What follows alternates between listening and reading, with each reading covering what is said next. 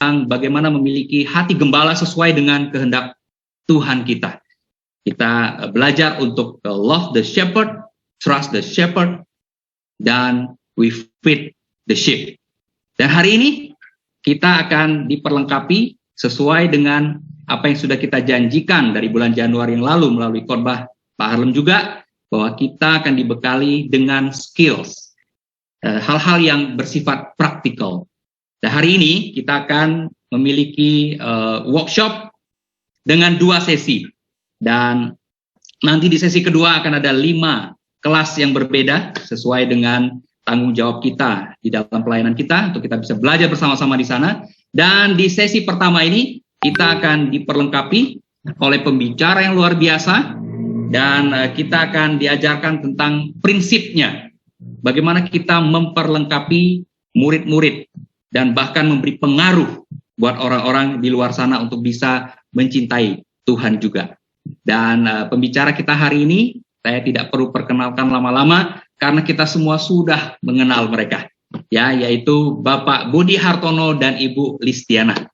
Ya, saya mengajak kita, brother sister, kita semua di Nusantara, di seluruh Nusantara, mari kita berikan hati kita yang terbaik untuk bisa belajar bersama-sama, dan kiranya firman Tuhan akan betul-betul memperlengkapi kita pada malam hari ini. Sekali lagi, mari kita sambut Bapak Budi Hartono dan Ibu Listiana. Waktu dan tempat kita persilakan. Selamat semua. Selamat malam juga untuk brother sister di waktu Indonesia bagian tengah dan bagian timur. Kita berdua sangat-sangat semangat, sangat-sangat excited. Malam ini kita bisa ketemu lagi lewat Zoom, ya. Tadi kita berdua berdoa, kita sangat bersyukur atas teknologi yang ada, ya. Kita bisa connect seperti ini dan bisa lakukan training, bisa fellowship, ya, seluruh Nusantara melalui Zoom, ya. Kalau mungkin nggak ada COVID, mungkin nggak ada kesempatan seperti ini. Biasanya kalau kita training, biasanya kalau kita lagi ketemu paling satu sektor, paling banyak satu jemaat lah. Tapi kali ini bisa seluruh Nusantara, dan lihat kita semua di sini rela korbankan hari Sabtunya untuk mau diperlengkapi lebih, saya hanya bisa memuji Tuhan. Jadi sangat-sangat semangat bisa tadi bertegur sapa, berfellowship sama semua brother sister dari yang masih sangat muda sampai dengan yang usianya indah, tapi hatinya untuk Tuhan tetap sama. Ya, jadi memuji Tuhan melihat kalian semua pada malam hari ini. Iya, semangat banget ya hari ini ketemu kalian semua, pemimpin-pemimpin dalam kerajaan Tuhan, ya. Ini udah hampir 1.000 orang ya dari tadi, ya. Udah 1.000 lebih. Ya, 1.000 lebih ya. Orang di mana seharusnya kita biasanya kalau Sabtu sore mau waktu sama keluarga, mau nyantai, ya. Tapi ini pemimpin kerajaan Tuhan memang luar biasa. Semuanya mau belajar, mau diperlengkapi supaya kita bisa semakin efektif dan efisien dalam kita melayani Tuhan. Jadi bangga banget kita punya kalian semua di dalam kerajaan Tuhan. Amin. So malam ini seperti yang Dani sudah sampaikan tadi, bahwa bagian kita atau sesi-sesi kita hari ini lebih banyak bicara tentang skill, tentang praktikal. Kita bersyukur ya, di sesi pertama di awal tahun, dari saudara kita Harlem dan saudara kita Fanya, kita belajar untuk punya hati yang benar. Sebagai seorang pembimbing, seorang gembala. Kita sebagai satu jemaat sangat percaya ya, apa yang firman Tuhan ajarkan, bahwa kita di sini butuh satu sama lain untuk kita bisa setia sampai akhir. Kita nggak percaya bahwa kita cuma dengar khotbah hari Minggu atau kita usaha sendiri kita akan berhasil ya. Kita butuh brother sister. Saya percaya karena itulah Tuhan menciptakan yang namanya jemaat. Ya, kita butuh satu sama lain untuk saling menajamkan seperti tema kita di bulan ini ya, sehingga kita bisa menjaga satu sama lain untuk kita bisa setia sampai dengan pada akhirnya. So bagian kita bulan ini atau kali ini di sesi kedua ini adalah bicara tentang skill kepada kita semua di sini. So banyak sebenarnya yang kita bisa bagikan ya kepada kita semua di sini. Saya lagi pikir apa yang kita mau bagikan ya. Dan saya percaya kita semua udah belajar banyak sebenarnya ya, dari training-training, dari pemimpin jemaat kita mungkin, dari leaders kita, dari workshop sebelumnya, banyak sekali yang kita sudah belajar. Tapi malam ini saya berdoa apa yang kita bagikan bisa juga membantu kita di sini bertumbuh, sehingga kita bisa punya skill yang lebih baik lagi di dalam kita melayani atau membimbing atau menjaga saudara-saudari yang Tuhan sudah percayakan kepada kita semua di sini.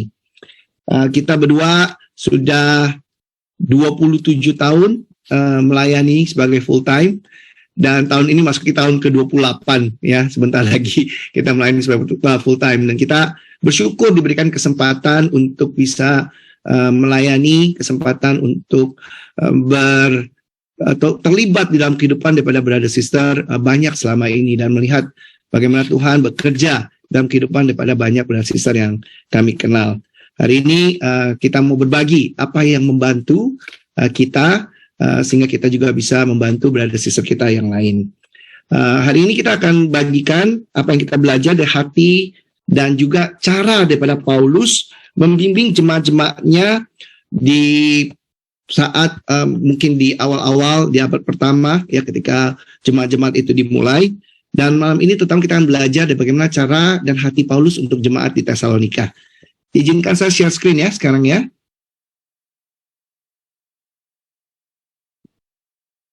Oke. Nah, saya akan ambil dari 1 Tesalonika, antara kamu sama seperti seorang ibu mengasuh dan merawati anaknya. Demikianlah kami dalam kasih sayang yang besar akan kamu, bukan saja rela membagi Injil Allah dengan kamu, tapi juga hidup kami sendiri dengan kamu, karena kamu telah kami kasihi. Kemudian Paulus lanjutkan di ayat ke-11. Kamu tahu betapa kami seperti bapa terhadap anak-anaknya, telah menasihati kamu dan menguatkan hatimu seorang demi seorang, dan meminta dengan sangat supaya kamu hidup sesuai dengan kehendak Allah yang memanggil kamu ke dalam kerajaan dan kemuliaannya. Brothers sisters, kalau kita bisa lihat di sini ya, apa yang membuat Paulus sangat efektif, apa yang membuat Paulus betul-betul menjadi seorang yang bisa membangun jemaat dengan baik, karena adalah hati dan cara dia melihat jemaat, cara dia melihat saudara-saudari dia. Kalau kita lihat di sini, Paulus melihat diri dia sebagai orang tua, ya, papa dan mama daripada jemaat yang dia bimbing pada saat itu. Dan di sini terutama jemaat Tesalonika. Kita berdua adalah orang tua, ya. Kita punya 2 putri, satu Carla yang tahun ini 21 tahun baru lulus kuliah, dan satu lagi Andrea yang 13 tahun, ya. Kita berdua sangat-sangat bersyukur ya akan mereka berdua. Nah, waktu kita baca ayat ini, kita bisa mengerti banget apa yang Paulus katakan. Sebagai papa dan mama, ini yang kita lakukan, ini yang kita punya terhadap anak-anak kita. Ya, kita sangat sayang kepada mereka. Kita mau mengasuh mereka, kita mau merawat mereka, kita mau ramah kepada mereka, dan kita tidak hanya berbagi apa yang kita punya, tapi kita berbagi hidup kita kepada mereka. Tapi tidak cuma di situ, sebagai papa dan mama, sebagai orang tua, sebagai ayah dan ibu, kita juga punya pengharapan kepada mereka. Ya, kita mau menasihati mereka ketika mereka sedang berada di jalan yang salah. Kita mau menguatkan mereka ketika mereka lemah. Kita meminta dengan sangat kalau mereka juga tidak mau mendengarkan. Kenapa? Karena kita berpikir akan masa depan mereka. Kita pastikan bahwa mereka mengalami satu pertumbuhan yang sehat di dalam kehidupan mereka. Jadi kalau kita jadi orang tua hari ini, mungkin kita jadi lebih gampang dan lebih relate ya kepada apa yang Paulus katakan di sini. Tapi seharusnya inilah ya hati kita ya, dan apa yang kita perlukan untuk kita hari ini bisa menjadi seorang pembimbing, ya, pemimpin yang baik untuk saudara-saudari yang Tuhan sudah percayakan kepada kita. Oke, so pertanyaannya sekarang hari ini, bagaimana ya sebagai orang tua kita bisa membuat balance antara yang namanya ekspektasi, ya, pengharapan, tapi juga bagaimana kita bisa punya penerimaan terhadap anak kita, ya. Nah, ini adalah balance-nya. Kadang-kadang kita sebagai orang tua, sebagai pembimbing, kita mau mengasihi ya, mau menerima ya segala kekurangan daripada anak-anak kita, tapi kita juga pengen untuk bisa memberikan pengharapan atau ekspektasi yang benar dalam kehidupan mereka. Nah, ini kadang-kadang menjadi tantangan bagi kita sebagai seorang pembimbing juga. Ya, kita sayang kepada grup kita sayang kepada brother sister kita, Kadang-kadang kita mau menerima mereka, kita juga mau mereka berasa diterima oleh kita, tapi kadang-kadang kita bisa punya pengharapan yang rendah akan mereka. Karena kita membiarkan banyak hal-hal yang kurang baik terjadi dalam kehidupan mereka. Ataupun sebaliknya, kita sangat ingin mereka untuk bisa bagus, ya. Kadang-kadang kita kurang bisa menerima bahwa mereka mungkin berbeda dengan kita, mereka juga punya kelemahan, mereka juga punya pergumulan, sehingga kita membuat mereka stres, ya, membuat mereka jadi tidak happy, membuat mereka kalau mau ketemu kita jadi takut, ya, dan itu yang kadang-kadang bisa terjadi. Nah, hari ini saya berharap kita bisa belajar bagaimana kita bisa temukan balance-nya, kita bisa dapatkan bagaimana kita bisa punya ekspektasi pengharapan yang sehat sebagai orang tua kepada anak-anaknya. Ini kalau kita bisa belajar ya hari ini, terus terang ini bukan cuma antara pembimbing sama anak bimbingan. Kita sebagai orang tua, kalau kita mengerti ini, kita akan menjadi orang tua yang luar biasa. Kalau kita bisa mengerti ini sebagai suami dan istri, ya kita juga akan bisa menikmati hubungan kita dengan lebih baik lagi ya. Karena kita punya ekspektasi yang sehat terhadap satu dengan yang lainnya. Oke? Okay? Ya, di sini semua kan kita pemimpin, berarti kita membimbing ya. Ada yang membimbing 1 orang, ada yang membimbing 5 orang, ada yang membimbing grupnya 10 orang, 100 orang, 1000 orang ya. Ada di sini ya semua ya. Dan waktu kita membimbing orang, kita udah pasti kita mau ya anak bimbingan kita bertumbuh. Betul ya? Nah, tapi kadang-kadang kita mau mereka bertumbuh karena kita nggak tahu balance bagaimana expect dan juga accept, itu yang membuat akhirnya tidak bertumbuh seperti yang kita mau. Ya, makanya saya percaya hari ini penting banget untuk kita belajar bagaimana kita bisa betul-betul punya ekspektasi yang tinggi dan juga punya acceptance yang tinggi. Kalau kita lihat ya dalam hubungan kita sama Tuhan, Tuhan itu punya pengharapan yang sangat tinggi kepada kita sebagai murid Yesus, betul ya? Pengharapannya adalah kita kudus, kita terus bertumbuh, kita tetap setia, kita nggak main-main dosa. Pengharapan yang sangat tinggi. Tapi juga Tuhan Yesus punya sangat penerimaan yang sangat tinggi terhadap kita. Waktu kita jatuh, waktu kita gagal, kita diterima. Ya, jadi ekspektasinya tinggi, tapi juga penerimaan tinggi. Nah, sering yang terjadi adalah kita sebagai pemimpin, kita mungkin tipe orang yang punya pengharapannya tinggi. Wah, anak bimbingan harus terus bertumbuh. Pokoknya nggak boleh buat salah lah ya. Tapi penerimaannya rendah. Itu buat anak bimbingan kita bisa stres. Nanti Budi ada diagramnya ya setelah ini ya. Nah, atau sebaliknya, kita adalah pembimbing yang penerimanya tinggi banget. Apa-apa ya udah, kamu bisa ya. Encouragement-nya banyak, grace-nya banyak gitu ya. Tapi ekspektasinya rendah. Itu membuat anak bimbingan kita nggak bertumbuh. Nah, kita ini bisa jatuh di 2 tipe ini ya. Tipe yang lebih kayak bapak yang expect atau tipe ibu yang nurturing, ya udah kamu bisa, it's okay gitu ya. Kita bisa tipe yang satu seperti seorang bapak ataupun tipe sebagai seorang ibu ya. Saya sebenarnya lebih punya kecenderungan tipe seorang ibu ya, yang nurturing, sabar gitu ya, grace-nya banyak gitu ya. Tapi saya tahu ada satu masa waktu saya nggak bertumbuh dalam saya memberikan pengharapan, expect kepada anak bimbingan saya, ya mereka nggak bertumbuh seperti yang seharusnya. Ya, saya bersyukur saya bisa ada orang-orang dalam hidup saya, pada pembimbing seperti Fanya, ada juga orang-orang sister-sister yang punya karakteristik leadership yang berbeda dari saya, dan itu menguatkan saya, membuat saya belajar dan bisa bertumbuh juga di area ini. Jadi hari ini kita mau sharing tentang hal ini karena kita percaya ini penting untuk kita punyai sebagai seorang pembimbing atau pemimpin dalam kerajaan Tuhan. Amin. Seperti yang istri saya bilang tadi, ini yang sering terjadi ya. Saya mau kita ngerti ini dulu sebelum saya masuk ke hal praktikal. Ya, ada yang namanya ekspektasi dan ada yang namanya penerimaan. Nah, kalau penerimaan kita rendah, ya, kalau ekspektasi kita rendah, ya, yang terjadi adalah biasanya ini tipe pemimpin yang nggak peduli, ya. Dia nggak kasih hati, ya, tapi juga nggak sabaran, ya, nggak dia gampang menyerah, ya, akan anak bimbingannya. Ini ada tipe yang penerimaannya rendah dan juga ekspektasinya rendah. Sehingga apa? Sehingga anak bimbingannya tidak bertumbuh. Hari ini coba deh, kita lihat kenapa anak bimbingan kita tidak bertumbuh. Ya, kemungkinan ya kita di sini sebenarnya tidak peduli, ya, kita tidak ada ekspektasi, nah kita juga sebenarnya penerimaan kita sangat-sangat rendah terhadap mereka. Ya, tulisnya situ below, ya, tidak bertumbuh. Nah, yang kedua adalah ketika penerimaan kita tinggi, seperti yang kamu bilang tadi. Kita berdua tipenya sebenarnya sama.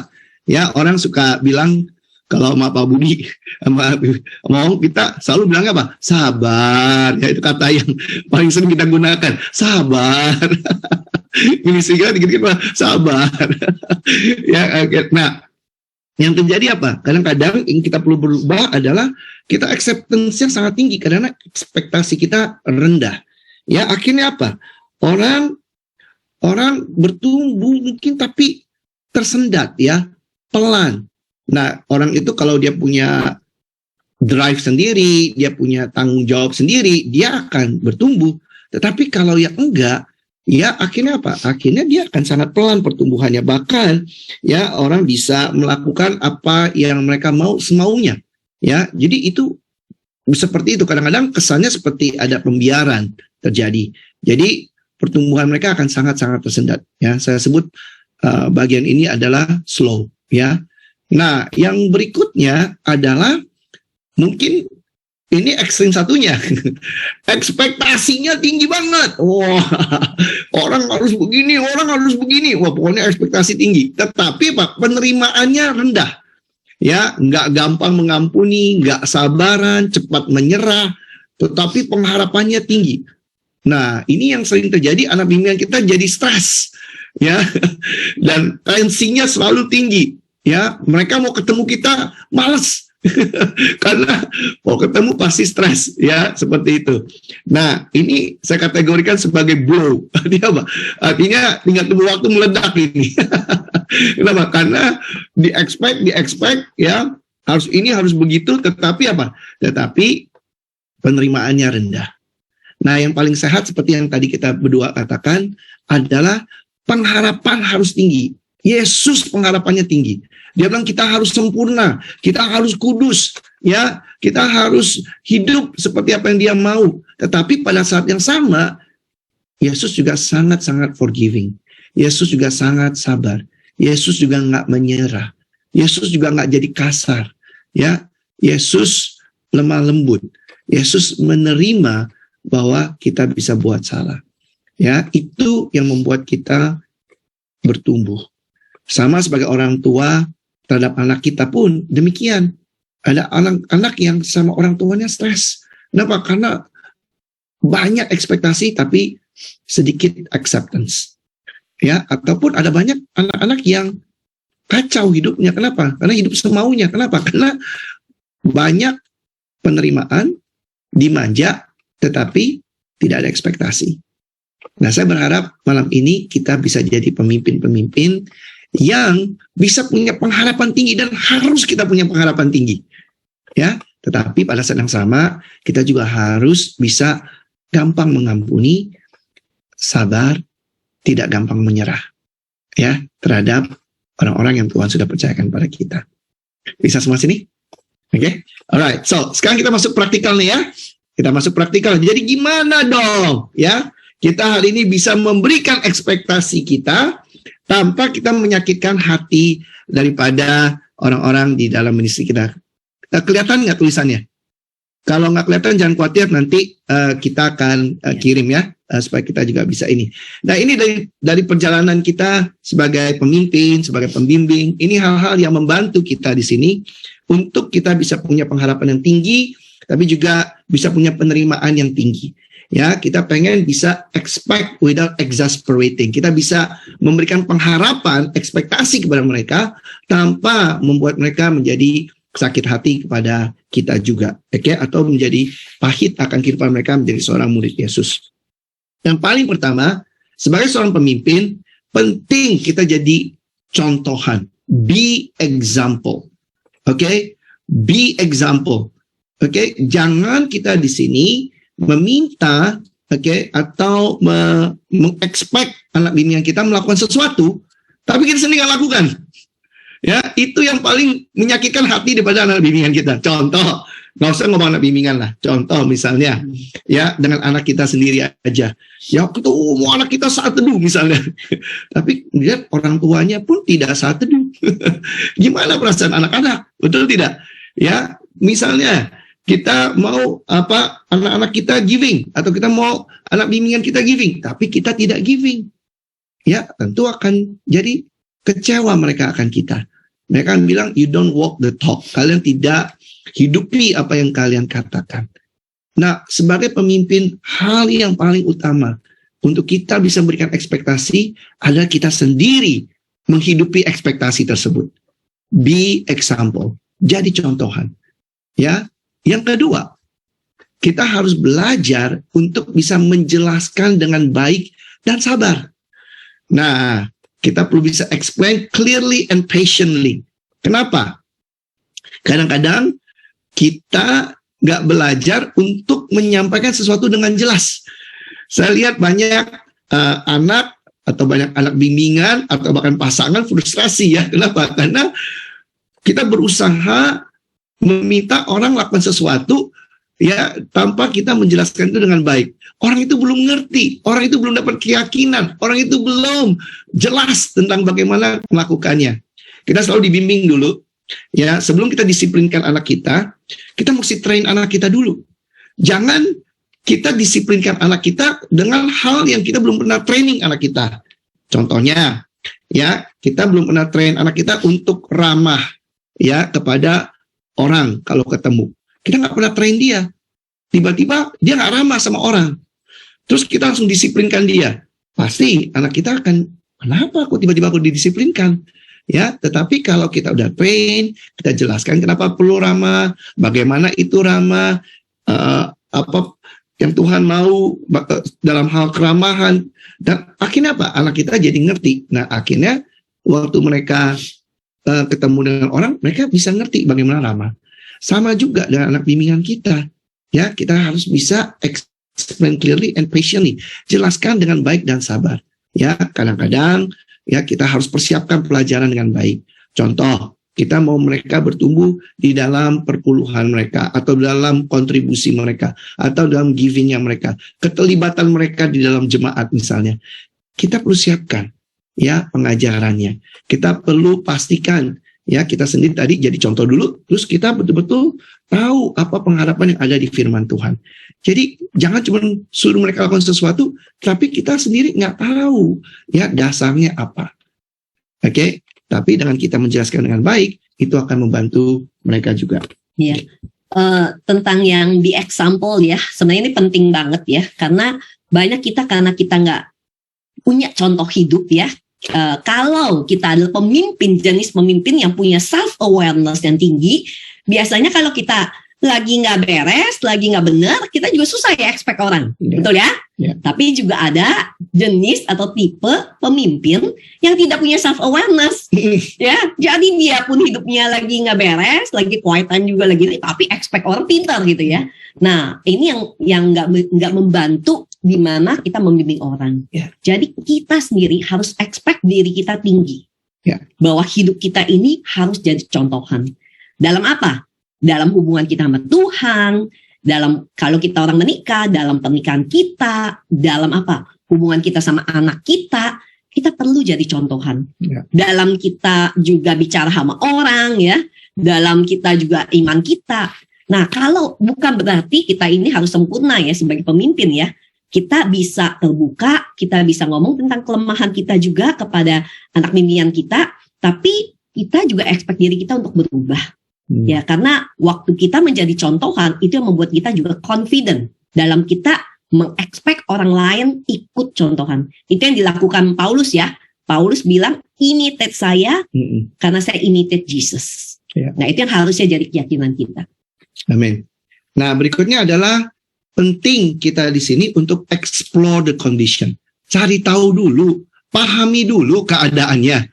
Ya, kadang-kadang kita sebagai orang tua ya, terhadap anak kita kadang-kadang merasa diri kita udah lebih tahu. Ya, kadang-kadang kita nggak cari tahu dulu kondisi daripada anak kita. Dia lagi ngalami apa, perasaan dia apa yang betul-betul terjadi dalam kehidupan dia. Kita nggak cari tahu. Kadang-kadang kita langsung nasihati dia. Kita alami itu dengan anak-anak kita sering, ya. Kadang-kadang kita merasa sebagai orang tua, kita jauh lebih ngerti, kita jauh lebih tahu, kita udah lewati apa yang kamu lewati. Nah, itu tidak membantu kalau sikap kita seperti itu. Sama juga dengan anak bimbingan kita. Kadang-kadang kita nggak cari tahu kenapa dia misalnya terlambat. Kenapa dia misalnya bergumul dalam memberi. Kenapa dia misalnya jatuh dalam dosa. Ya, kenapa? Ya kita cari tahu dulu. Jangan langsung kita menghakimi dia. Jangan langsung kita kasih nasihat. Ya, itu tidak membantu. Itu akan membuat mereka jadi frustrasi, membuat mereka jadi males ngomong sama kita. Karena dia berasa apa? Berasa kita itu sok tahu. Ya, kita nggak cari tahu dulu bagaimana dan apa yang dia sedang alami atau pergumulan yang sedang dia hadapi. So penting sebagai pemimpin kita tanya pertanyaan yang tepat. Boleh saya tahu nggak kenapa kamu lakukan apa yang kamu lakukan? Boleh tahu nggak kenapa kamu bisa sampai bergumul di area ini? Dengan kita cari tahu, itu akan membuat kita bisa memberikan nasihat yang tepat dan tidak membuat mereka menjadi sakit hati. Iya. Tadi pagi saya lagi buat satu kesalahan ya tentang area ini ya, explore ya. Jadi saya lagi chatting dengan satu anak bimbingan saya dan dia lagi curhat, kesel banget dia lagi sama suaminya gitu ya. Begitu saya langsung aduh ini yang berantem mulu belakangan ini ya. Jadi udah nasihatin aja dia perlu bertobat gitu ya. Jadi tanpa saya tanya pertanyaan-pertanyaan yang lebih detail untuk saya bisa membantu kasih input atau kasih nasihat yang tepat. Tapi saya udah langsung konklusinya adalah dia juga mesti bertobat nih, dia langsung kasih nasihat. Dan itu nggak membantu ya. Anak bimbingan saya hari ini dia juga lagi karena mungkin penuh, dia juga jadi kesel sama saya. Sampai akhirnya saya bilang WhatsApp itu saya bilang ya udah ya, cool down dulu daripada emosi kamu ke suami nanti ngular emosinya ke saya lagi. Akhirnya kita cool down dulu dan baru setelah itu kita lanjut chatting lagi. Nah, ini kesalahan banyak kita sebagai pemimpin, ya. Kita nggak explore dulu, karena kita sendiri udah punya pemikiran, pasti begini, ya. Kita seakan-akan kita lebih tahu, sehingga langsung kita jump to conclusion terlalu cepat. Dan akhirnya bisa membuat anak bimbingan kita merasa tidak dimengerti, dan itulah yang mereka bereaksi. Dan itu kesalahan yang saya buat tadi pagi. Ya, nah kesalahan yang juga saya pernah lakukan di zaman online ya. Kalau kamu perhatikan kita kebaktian kan online gitu ya. Jadi kalau di online itu terus terang saya punya pengharapan tinggi ya terhadap pemimpin ya terutama ya bahwa kalau kebaktian ataupun PDA, PDG online semua harus ada video ya. Apalagi kita sebagai pemimpin kita harus jadi contohan ya. Tapi ada masanya saya juga buat kesalahan ini belum explore udah negor. Ya, karena waktu saya lihat, kok dia nggak pasang video sih? Kenapa dia nggak pasang video ya? Ini nggak benar nih dia memimpin, ini nggak jadi contohan nih, ya. Padahal ya ternyata setelah diketahui setelah itu ya, dia itu lagi di rumah sakit jaga orang tuanya, jadi nggak bisa buka video. Dan itu terjadi udah 2 minggu gitu ya. Tapi kan karena udah pattern nih, udah 2 minggu nih. Nah itulah ya kesalahan-kesalahan yang bisa kita lakukan karena kita tidak explore lebih dulu. Bertanya lebih dulu, tapi langsung ya ambil keputusan dan akhirnya bisa menegur dan itu bisa membuat anak bimbingan kita juga exasperate ya. Maksudnya berasa sakit hati dan bahkan bisa bereaksi. Ya. Berikutnya cara kita bisa bantu mereka adalah dengan kita juga bagikan dan relate dengan mereka dengan pengalaman pribadi kita. Tadi Hong ada menyinggung sedikit itu. Jangan takut share juga pergumulan kita. Jangan takut untuk share juga pengalaman-pengalaman kita. Bagaimana kita juga pernah berada dalam posisi mereka. Bagaimana kita mengerti apa yang terjadi pada mereka. Dan bagaimana kita keluar daripada pergumulan tersebut. Sehingga mereka tidak berasa bahwa, wah, lu mah gak ngerti gua, lu gak ini. Tapi dengan kita bagikan pengalaman, itu memberikan mereka pengharapan.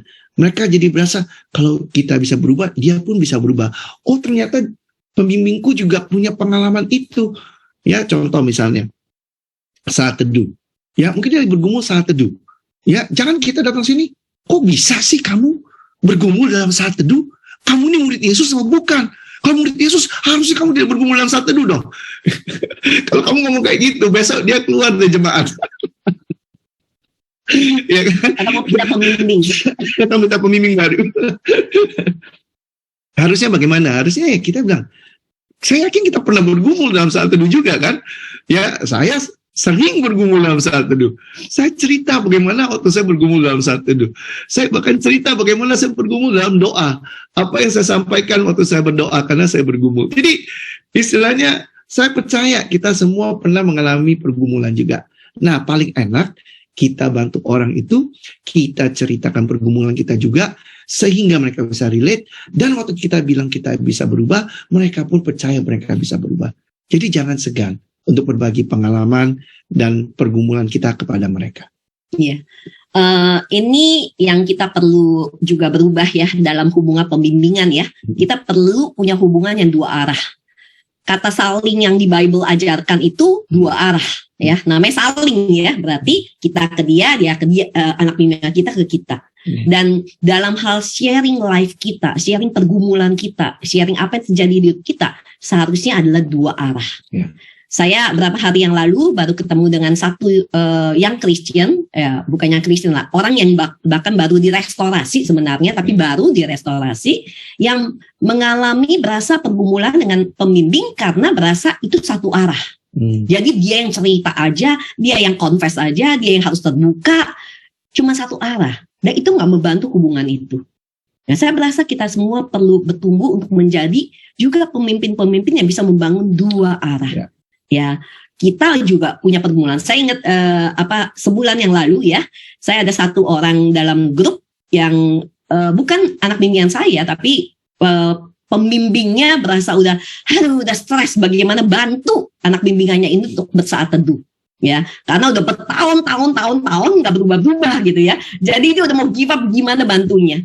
Nah, saya juga mau bantu, saya mikir apa yang saya mesti lakukan ya, udah ngomongin, udah buka Bible, udah sabar, tapi udah nggak tahu harus bagaimana.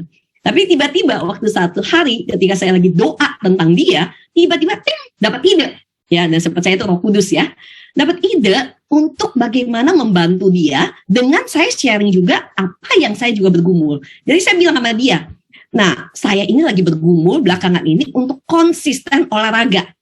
Padahal Tuhan udah baik ya, waktu saya sakit kanker Tuhan udah sembuhkan. Tapi karena udah baik, udah sehat beberapa tahun gitu ya, udah mulai kompromi lagi untuk jaga kesehatan. Jadi saya perlu dibantu untuk saya konsisten olahraga.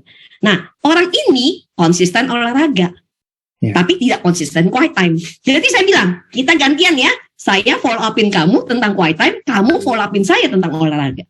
Dan sampai hari ini, kita tiap hari ini, saya kalau habis olahraga treadmill ya, saya langsung post ke dia, dan morning sister, dan saya udah melakukan olahraga saya. Nah itu dia juga ya, balik ya, morning, ini quiet time saya. Nah itu kita lakukan. Dan akhirnya dia kebantu ya.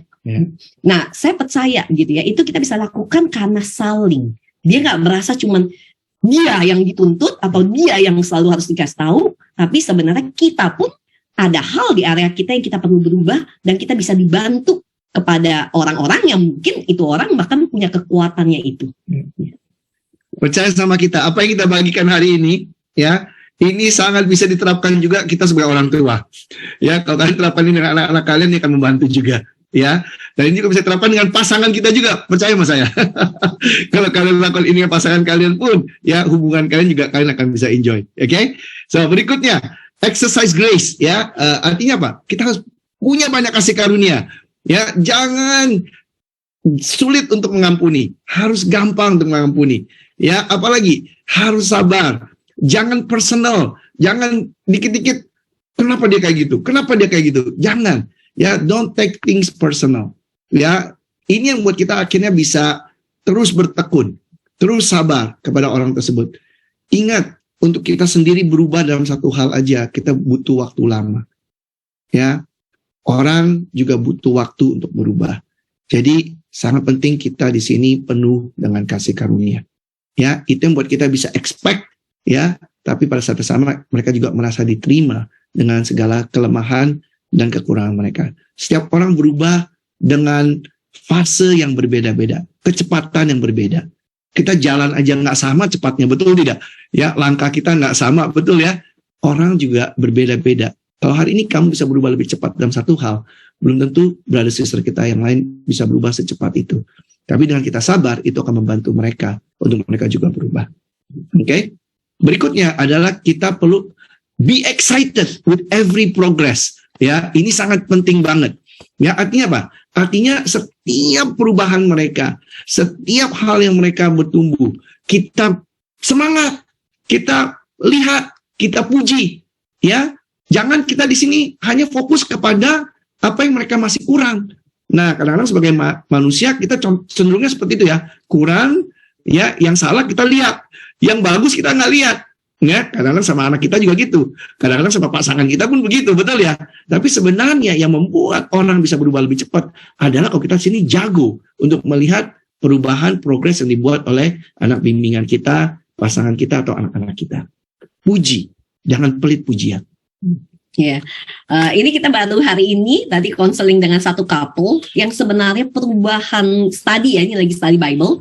Jadi perubahan pernikahan mereka udah luar biasa banget. Ya, dari yang awalnya udah give up, udah nggak mau gitu ya, udah suami juga udah malas pulang ke rumah. Sekarang suaminya bahkan hari ini bisa bilang, ini sekarang saya kalau mau kangen mulu gitu sama istri dan anak-anak. Jadi dia bilang home is my heaven sekarang. Wow. Dulu home is my hell ya. Jadi perubahannya udah luar biasa. Nah waktu kita bilang apalagi yang kamu berharap pasangan kamu berubah. Dan pasangan kamu berharap kamu berubah. Dan suami ini sharing, ya, iya saya mau istri saya lebih banyak appreciate perubahan saya, gitu ya.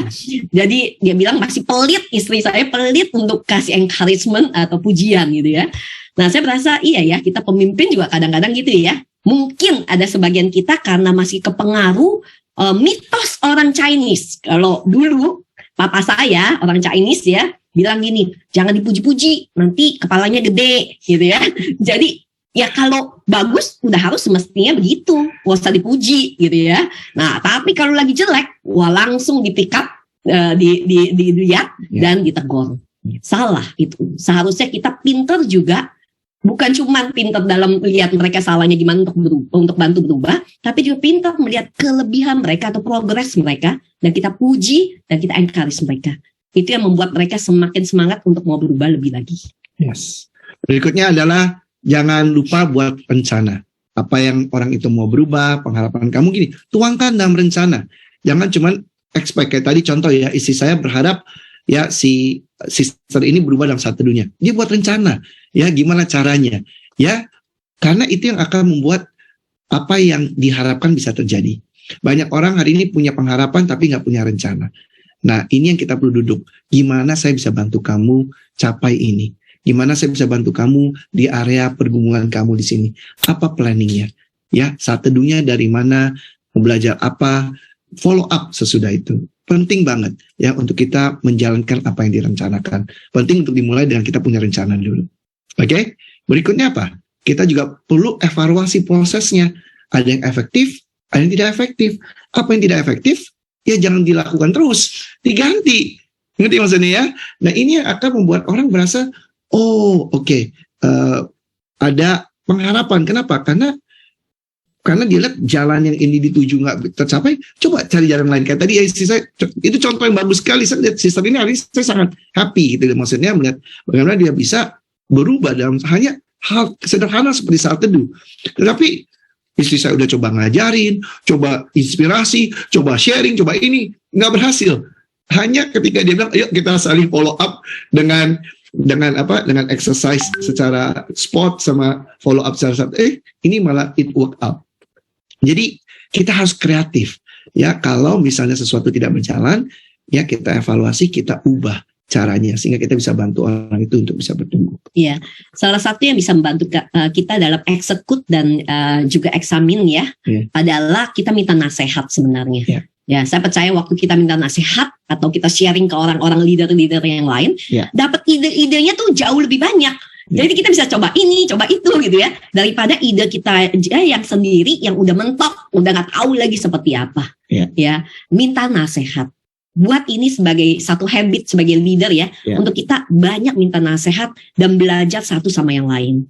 Nah, yang lainnya lagi adalah waktu doa yang spesifik dan betul-betul kita benar-benar berdoa dan sincerely ya untuk orang ini. Saya banyak ya waktu doa tiba-tiba ting gitu ya, tiba-tiba ada ide baru, tiba-tiba ada peran baru gitu ya. Saya percaya itu dari Roh Kudus. Karena saya percaya yang paling mengasihi orang itu adalah Tuhan sendiri ya, lebih dari kita. Jadi Tuhan sendiri yang paling lebih mau lagi orang itu untuk berubah. Ya. Jadi sekali lagi minta nasihat, jangan segan. Kalau kita mentok, kalau kita bingung, jangan bilang bye, this is the end. Jangan. Minta nasihat. Ya, siapa tahu dari pengalaman brother sister kita yang lain, itu akan membantu kita untuk bisa membantu saudara-saudari kita yang ini, yang lain juga. Oke? So, terakhir, untuk setiap ekspektasi kita, ya, jangan buat pengecualian bagi diri kita sendiri. Ya, jangan. Kadang-kadang sebagai leader, kita bisa berasa, gua leader, ya gua boleh telat, lu nggak boleh telat. Gua boleh nggak fellowship, lu harus fellowship. Jangan begitu.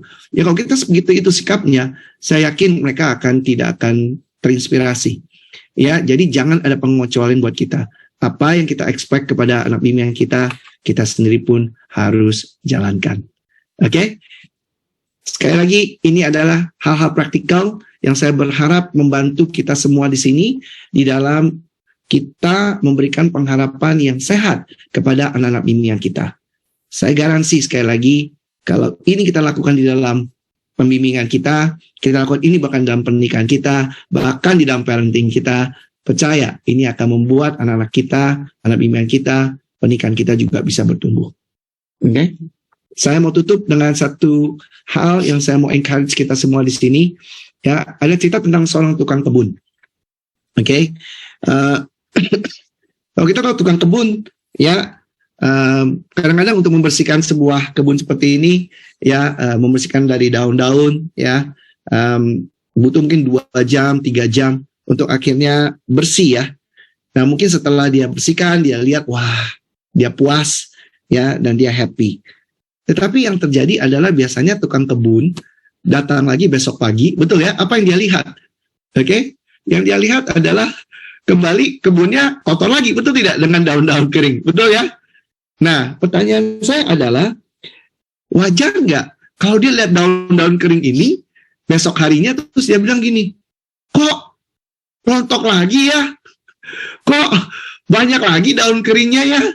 Atau dia merasa kecewa, dia marah, apaan sih ini pohon nih?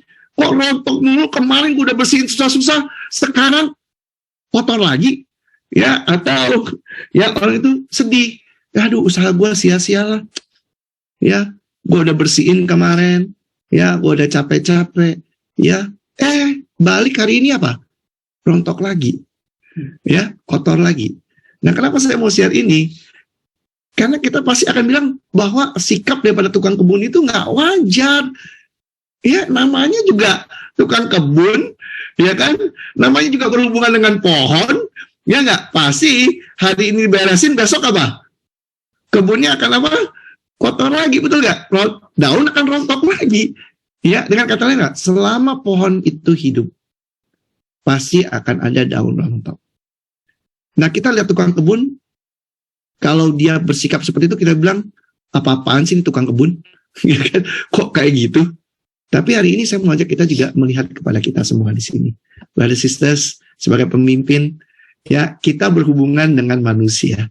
Kita berhubungan dengan brother sister kita yang masih tinggal di dunia ini dengan segala pergumulan mereka. Percaya sama saya, segala usaha kita mengasihi, kita memberikan ekspektasi, kita lakukan yang terbaik buat mereka. Hari ini mereka berubah. Tapi mungkin bulan depan, tahun depan, mungkin mereka ada pergumulan lagi. Ya, selama mereka masih hidup, tentu akan ada pergumulan. Karena dunia ini nggak mudah untuk kita jalani. Ya, iblis tidak akan membiarkan kita di sini untuk setia sampai dengan akhir. Saya mengajak kita di sini, mari kita jangan give up, mari kita jangan menyerah. Ya, apa yang kita lakukan tidak sia-sia. Ya, kalau kita lihat brother sister kita bergumul lagi sana sini, tidak sia-sia. Selama masih hidup, pergumulan masih ada. Ya, tetapi akhirnya Tuhan yang akan menilai apa yang kita lakukan. Tuhan juga yang akan menjaga saudara-saudari kita kalau kita berikan yang terbaik dalam kehidupan kita. Itu saja brother sister, semoga ini membantu kita untuk kita terus berjuang, memberikan terbaik, jangan berhenti untuk mempunyai ekspektasi, dan juga terus mengasihi brother sister kita seperti orang tua kepada anak-anaknya. Amin. Tuhan memberkati kita semua. Amin. Mari kita beri aplaus untuk Bapak Budi dan Ibu Listiana untuk lesson yang sangat-sangat luar biasa dan pastinya membantu kita semua. Selama pohon itu hidup, pasti akan tetap ada daun. Itu adalah satu quote yang luar biasa yang mengingatkan kita bahwa hari ini kita sebagai pemimpin, kita melakukan bagian kita, tetap akan ada pergumulan, tetap akan ada hal yang kita lakukan, tetapi kita percaya bahwa di balik itu semua Tuhanlah yang akan senantiasa bekerja di balik semua yang kita lakukan. Amin. Mari kita sekali lagi beri aplaus. Thank you Pak Budi dan Ibu Listiana untuk lesson yang sangat-sangat membantu. Nah, hari ini lebih dari 1000 ID Zoom ya, dan plus dengan di YouTube leader semua se-Nusantara, kita diperlengkapi oleh pelajaran yang sangat-sangat luar biasa. Saya percaya ini membantu kita semua dari Sumatera sampai ke Papua. Ya, kita belajar bersama-sama. Bagi saya tadi saya mendengar bahwa ketika dijelaskan beberapa skills tadi ya, tentang apa praktikal yang kita bisa lakukan, dan ini secara umum kita bisa lakukan, baik itu tadi di pernikahan kita, di parenting kita, dan juga terlebih di dalam ketika membimbing grup kita. Bagi kami di Medan, bro, 3 hal pertama aja tadi, example, explain, explore, itu aja udah kena banget gitu ya. Karena bagi kami di Medan ini explain patiently, waduh ini tantangan nih buat kami ya.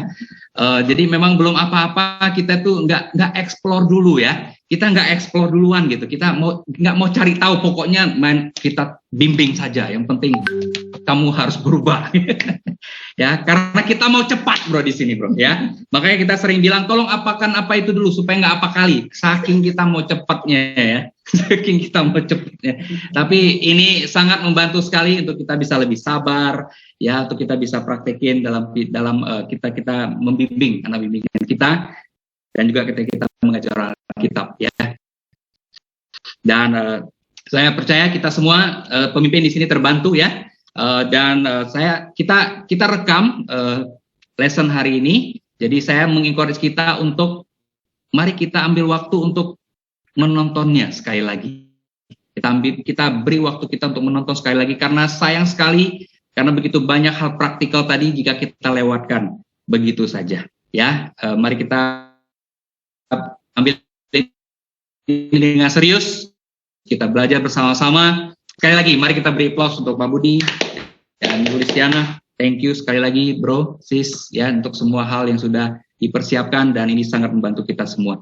Berhubung dengan waktu, kita tidak ada question and answer untuk kali ini ya, dan tetapi untuk setelah ini kita akan ada lagi untuk kita bisa go through ya, lebih detail lagi ke kelas masing-masing ya. Dan selepas ini kita akan bagi di dalam 5 kelas yang berbeda. Kita akan ada workshop breakout classes ya, ada 5 kelas yang berbeda. Saya mengumumkan yang pertama adalah khusus untuk kita yang leaders ya, yang membimbing 1 sampai 2 orang, kita tetap di sini. Jadi kelas leaders yang membimbing 1 sampai 2 orang tetap di Zoom ini. Kita tidak perlu leave dari Zoom ini. Nah, selebihnya untuk kelas PDG leaders, kelas PDA leaders, PIWA, dan Teens Mentor, mari kita masuk ke dalam kelas kita masing-masing melalui link yang sudah dibagikan kepada kita melalui pelayan kita masing-masing di kota kita masing-masing. Ya, mari kita siapkan hati untuk kita belajar bersama-sama. Untuk kelas yang umum ini, untuk kelas yang pertama, sesi pertama sudah selesai. Saya mengajak kita, mari kita tutup di dalam doa. Mari kita berdoa bersama-sama. Tuhan Bapa yang baik, Bapa di surga, terima kasih untuk hari ini. Terima kasih untuk kasih Engkau. Terima kasih untuk kepercayaan Engkau. Terima kasih Tuhan. Terima kasih Tuhan untuk wisdom yang Kau berikan bagi pemimpin kami Tuhan, Bapak Budi dan Ibu Listiana, yang hari ini telah membagikan pelajaran hikmat dari firman Engkau untuk kami semua pada hari ini. Tuhan terima kasih. Dan sebentar lagi Tuhan, kami akan berpisah di dalam kelas kami masing-masing. Beri kami hati, beri kami kekuatan untuk kami bisa tetap fokus belajar hal yang praktikal sesuai dengan tanggung jawab kami masing-masing di kelas kami masing-masing. Tuhan berkati setiap pembicara selanjutnya, dan bila Tuhan hikmat yang daripada Engkau memimpin mereka sehingga kami bisa menerima pelajaran yang luar biasa. Terima kasih sekali lagi Tuhan untuk Pak Budi dan Ibu Listiana yang telah sharing lesson hari ini. Bila Tuhan Kau memberkati mereka senantiasa. Terima kasih Tuhan yang baik. Kami serahkan semua ke dalam tangan-Mu Tuhan. Di dalam nama Tuhan Yesus kami telah berdoa dan mengucap syukur. Haleluya. Amin. Ya, sesi 1 sudah selesai, brother sister. Sebelum kita leave, mari kita mengucapkan thank you untuk Bapak Budi dan Ibu Listiana sambil kita bisa leave dan masuk kepada kelas kita masing-masing. Tuhan memberkati.